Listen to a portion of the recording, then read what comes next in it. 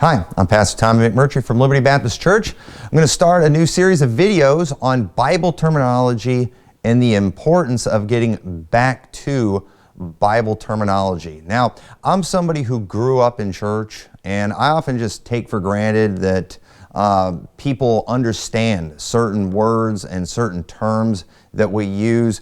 Growing up in church, I know the lingo, but a lot of times people don't. And I believe that the words that we use are very important. If we're going to communicate clearly, it's so important people understand what we are talking about. And I believe that we have caused a lot of confusion in the theological world by getting away from Bible terminology. And I believe if we were to get back to Bible terminology, I think it would make it a lot easier for us to make a case in certain things and correct some error. But every word of the Bible is important. I like what it says in 1 Samuel chapter 3 in verse 19. It says, "And Samuel grew, and the Lord was with him, and did let none of his words fall to the ground." In other words, he's making sure everything God says, it gets out. The words were important. The Bible says in Psalms 12, in verse 6, "The words of the Lord are pure words, as silver tried in the furnace of earth, purified 7 times. Thou shalt keep them, O Lord. Thou shalt preserve them from this generation forever." Jeremiah 23:30 says, "Therefore, behold, I am against the prophets, saith the Lord, that steal my words, every one from his neighbor. Behold, I am against the prophets, saith the Lord, that use their tongues, and say, He saith. Behold, I am against them that prophesy false dreams, saith the Lord, and do tell them, and cause my people to err by their lies and by their lightness. Yet I sent them not, nor commanded them. Therefore, they shall not profit this people at all, saith the Lord." And often people accuse God of saying things that He never really said, and sometimes they will even use words and phrases from the Bible to make it seem like the Bible gives a message that it does not give. So not only are all the words important, but the definitions of those words matter. And often, many people, they will try to redefine a word as a way to cause confusion and to teach some kind of doctrine that's contrary to what the Bible actually teaches. This is not a good thing. One of the problems that we're having today is often when people use certain theological terms, many times we use the same terms, but often people have different definitions for those things. And a lot of these terms that are causing problems are ones sometimes that aren't even in the Bible. And so because we define these words differently, people often get confused when we are giving our message whenever there's some kind of disagreement. And I believe one of the things that would help us is if we would get back to a more biblical terminology. Let's get away from these extra biblical words, or if we're going to use them, we've got to make very sure that people know exactly what we're talking about, because many times people, they don't know. They just don't understand. For me as a teacher, as somebody who wants to influence, as somebody who wants to change minds, I understand that it's very important that if I'm going to change somebody's mind, I need to fully understand what they actually believe, where they're coming from, how they're using the scriptures, how they're using certain words. And it's also important, if I'm going to get them to my way of thinking, they need to actually understand what I actually believe. They need to actually understand how I define the words that I'm using. If we do not do this, we're just going to be talking past each other. There's going to be a lot of confusion, and we're not going to come to any kind of resolution on anything. Sadly today, most of the time when we're having some kind of theological argument, people are totally content to just, once they find out that you disagree with them, to just come up with straw man arguments. They're content to misrepresent and then just kind of hurl a bunch of insults and accusations of beliefs that you simply do not have. There is absolutely nothing profitable about this kind of discussion. When people do this type of thing, it really just reveals the insecurity that they have in their own position.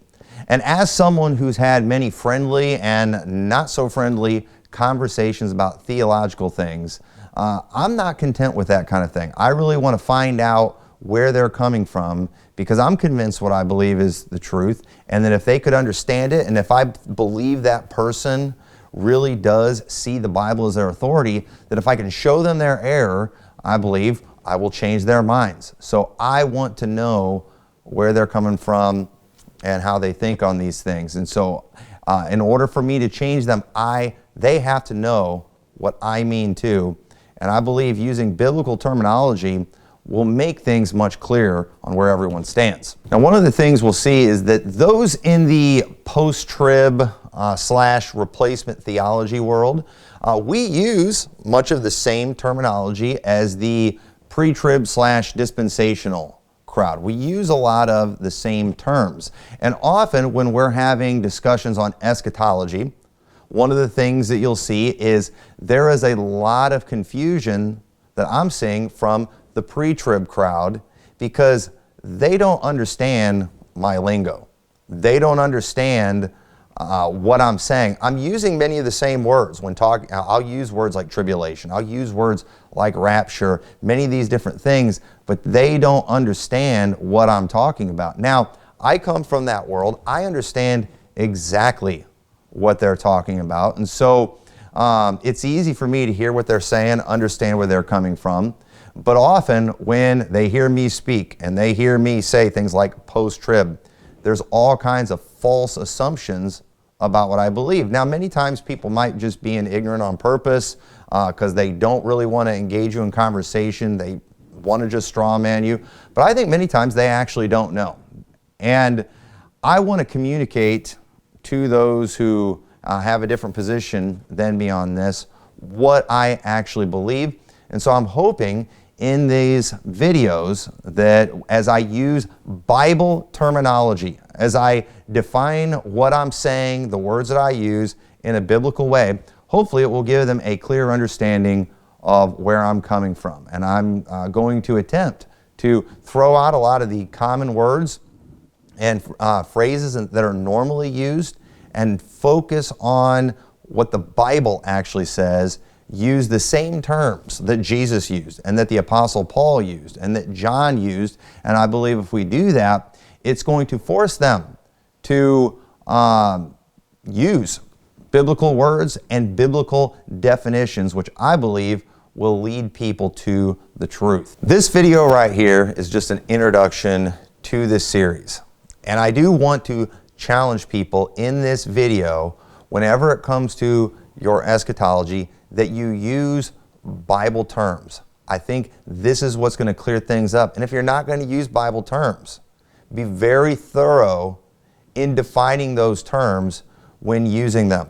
I like what Paul said in 1 Corinthians chapter 14 in verse 8. He said, "For if the trumpet give an uncertain sound, who shall prepare himself to the battle?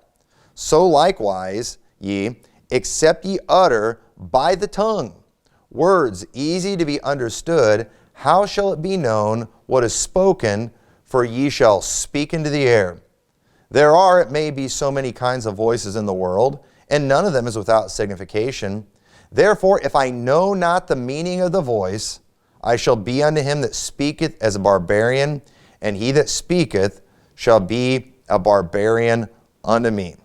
Even so ye, for as much as ye are zealous of spiritual gifts, seek that ye may excel to the edifying of the church." Now, what usually takes place when two barbarians get together is a fight usually breaks out. And part of it, they don't know how to communicate with each other.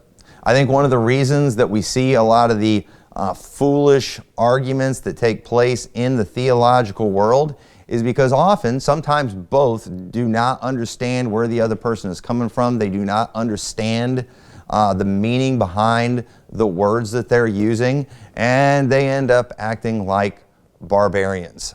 And I'm not interested in that. I'm interested in communicating very clearly what I believe. I want to use words that are easy to be understood, and I think we would all do better if we used the words, the terms, the phrases that are used in the Bible. And I'm going to show you in these next videos when it comes to eschatology, that many people have gotten away from Bible terms, and as a result of this, it has been very easy for people that are in error or people who maybe have some kind of agenda to cause a lot of confusion on some things that should be very simple. So make sure you subscribe to this channel and watch for these videos on getting back to Bible terminology, and I believe they will be a great help and a blessing. And even if you're convinced that you're right in your position, you know what? I would love to see somebody try to debunk what I believe without using straw man arguments and accurately representing my position. And I believe if you will watch these videos, it will help you understand exactly what I teach, and I believe what the Bible teaches. So God bless you. Thank you for watching.